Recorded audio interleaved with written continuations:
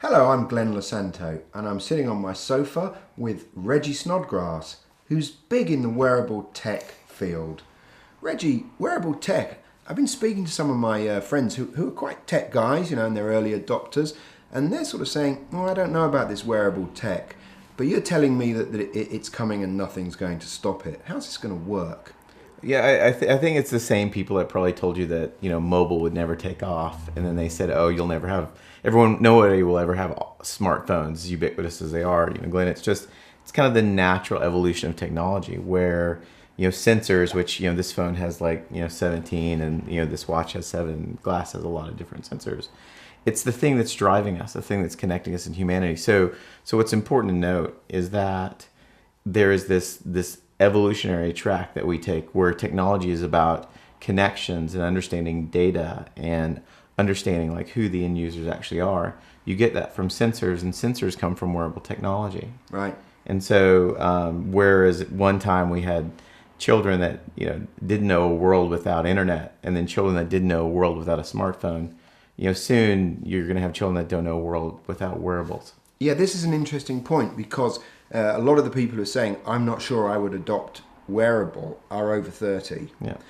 Whereas I have a feeling that if I bring Google Glass into, say, my grandchildren's grasp, they're going to have it straight on their face and they're going to be interacting and adopting it seamlessly and quickly. Is it just a generational thing? It's those same people that you give them the opportunity to look at glass, they put it on, they giggle. Right, so they get excited about it. I think they try to be pundits, but you don't see them walking around with beepers, do you?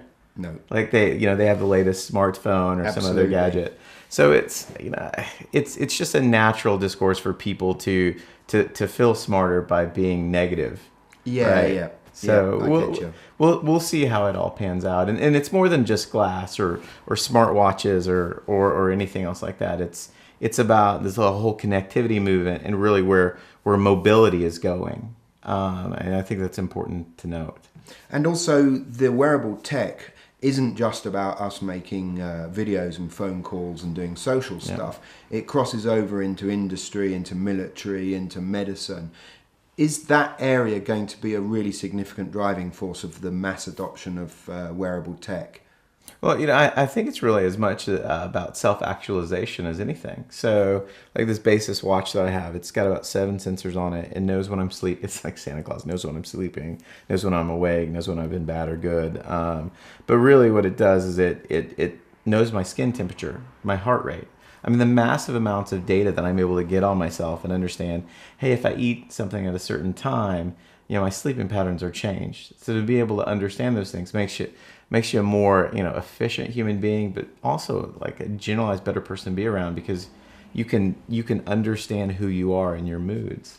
So you're saying that watch is not just got health benefits, but personality benefits. That's a pretty tall claim. It's just I don't know if you've ever heard of somebody getting hangry where they're hungry and angry at the same time. That's if we're able to know hey, your blood sugar is kind of dropping down, go have a candy bar to be a better human being before that you start to get negative so that all your friends have to tell you that. I think that's just being a better human being. So that's some of the more simple use cases. It gets a little bit more complex when you have some kind of smart glass, some type of smart watch, and a smartphone as a hub connecting all these things together. So the amount of data that you can understand about yourself is only only akin to how much you can actually pull that in and make intelligible human decisions about those things. Presumably, though, people are going to be hard at work building apps that help us understand and use this data. Absolutely. So we don't have to become food scientists Exactly. in order to use our smartwatch. The smartwatch will have an app which will help crunch all that data and put it into practical use. Yeah, no, absolutely. And when you think about the platforms, in reality, glass is just kind of a metaphor for gesturing and voice. And it has some type of screen allowed to it for us to interpret those data points. So these developers that can pull all 3 of those things together and with a smidge of empathy, because I think that's very important for the things that are built now. are gonna create applications that we love, like our Instagrams or our Angry Birds of yesterday. So all these platforms are open to be developed on. It's not a closed environment. And the great thing is, it's actually very difficult for us to imagine what will come onto these platforms from this development, because these guys, they're clever. They bring up things that we don't know we want until we've got. Yeah, no, absolutely. I mean, we're getting to a time when, you wake up and you walk over to your coffee shop, and your coffee shop is actually going to have your latte waiting because it just knows you that well. Yeah. And if anything, like, it's not that we're inherently lazy, because that's not it. We're like water, and water will always flow to the lowest, most reasonable point. We as human beings are the same way. Make my life convenient, make my life comfortable, and that's where we go to. And this is what the promises of this technology. Now, how it's implemented will be up to the whims, the desires, and the creativity of the people developing on those platforms. And also the end users have a way of taking something which is designed for some purpose and bending its purpose and using it for something else, and then that becomes the new big thing. I mean, I've seen that a lot in tech. Maybe the way Twitter was used, has been used, is not the way Twitter was designed to be used, but it's been hijacked by the users, and it does this really good, so we'll do this, and then the developers think, wow, that's a good idea, we'll work on that. So it's kind of being driven both by the adopters and the engineers, isn't it? We're an incredibly creative species. You put something in front of us. You give us a boring TV show, and we create a drinking game. It's just what we are, and we're geared to enjoy life or figure new ways to enjoy it. And that's the promise, again, of any technology or why it is, and it also goes back to us being connected, right? From your inception, you're connected to another human being, and I've got this firm belief that technology is about creating and pulling that connection back again, and wearables is kind of the promise of that. So what's the negatives? Something that I think you guys worry about more than anyone. It's privacy. Right. I mean, Americans, we've kind of, we've chunked privacy out the window. We don't deal with being in the public eye. Yeah. We don't care too much about it anymore, I think. Well, the privacy issues are quite interesting, because what a lot of people worry about privacy is that, somebody's really snooping on their life. But actually, what's really happening is the data's been taken in order to shape the service they're delivering to you better. So it really suits you better. So I'm not too down on that whole thing. I'd actually like Facebook to know more about me so that it can suggest relevant ads that are not going to offend me.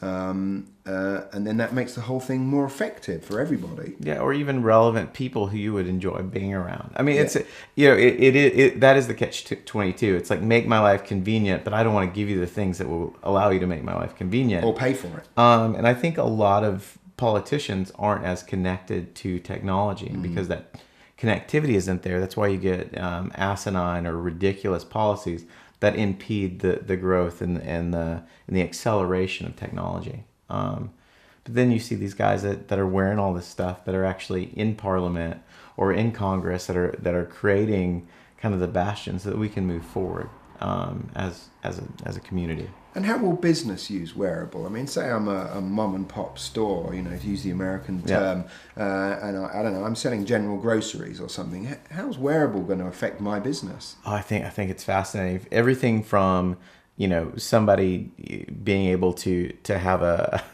refrigerator that will know what they need to buy and sending a note to mom and pop so that they can effectively and efficiently stock for their customers, to being able to just notify the distributors that what they bring in, these are the things that the people in this community eat a lot of or don't eat a lot of. I mean, think of what that saves on cost alone, or stocking. So that's more of a data thing. I mean, what about would the shopkeeper be able to wear Google Glass, and that somehow enables him to interact with his customer? So I think that's important to note, that wearables is about data, and it's about how that data is generated, created, and comes. These sensors actually generate loads of data about who you are, what you do, what you eat, where you go, and where that data is distributed would be to, like, the mom and pop grocer to know, Reg is, comes in the store 5 times a week, eats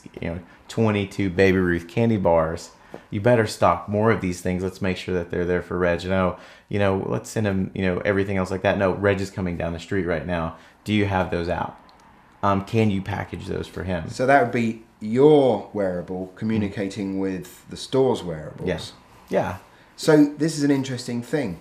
We're going to be communicating with each other via wearable devices. Oh, absolutely. Yeah. You've spoken about I think you call it is it the 10-second gap or something? Yeah. It's Explain that to me. Well, I challenge anyone to pretend that you get a notification or a text or a Facebook update and how long it takes you to go turn your phone on, swipe it, and look at it. It's very different than, I've counted out. It's between 7 to 10 seconds for somebody to pull their phone out of their pocket, open it up, read the message. With wearable technology, you're actually very, very close to that. So it's, got a message, click, that's less than a second. Here's something with glass, click, and it's there. So being able to constantly be connected and updated, for better, for worse, is where the world's going. And as a business, think of how it impacts how you create a user experience for the end consumer. So it's fascinating. And that 10 seconds is like an age in today's immediate world, isn't it? Imagine if you had to wait 10 seconds for a website to load. You'd go insane. Absolutely true. Yet 10 years ago, 10 seconds would have been very acceptable and quite fast. Absolutely. So that kind of illustrates, really, doesn't it, how this technology pushes on and pushes your expectations higher. Like 10 years ago, 10 seconds was fine. 10 years later, 10 seconds to load a web page, we're going nuts. Right now, 10 seconds to get a notification up on your phone, we're happy with that. Maybe in 2 years' time, that would just seem like an age. Conversion rate for an e-commerce site is impacted by about 30 to 40% by half a second. If it takes an end user longer than a half a second, you could end up losing 30 to 40% of your sales.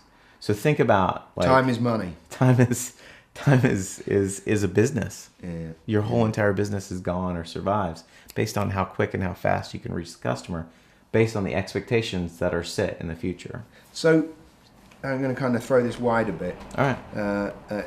You're very well plugged into this wearable technology space. You're very well connected. I know you're doing shows and you're working on content and you've got lots of deals going on. So let's wind the clock forward, say, 3-4 years. What are we going to see? What devices are going to be in our face or on our face? I think a lot of this disappears. Maybe not 3 to 4 years, but in 5 to 6, these things will be contact lenses. Yeah. And even this vibrates and connects to your ear, so you don't have something poked into your ear. Yeah.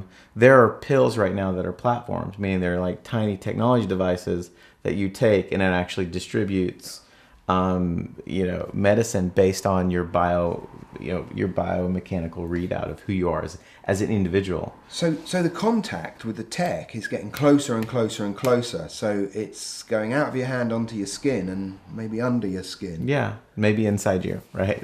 Which sounds freaky. To be fair, it already is. There are people with pacemakers today. Absolutely, and that's been going on for many years. Yeah, and somebody's like, well, Reg, do you think people will ever wear technology on your face? And I was like, well, what do you think the glasses are that you have right now? Yeah. I'm sure the first person that put on a pair of glasses, the person must have thought he was crazy, tried to burn him at the stake because he's a witch, right? Yeah. It's like, what's happening? So technology is always, going to be connected to us. I just hope that we have the wherewithal to make sure that it's beautiful and not gross, which I think will be determined by society too.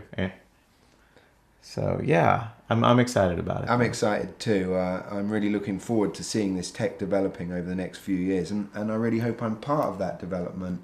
So it's goodbye from Glenn, and it's goodbye from Reggie. All right, take care.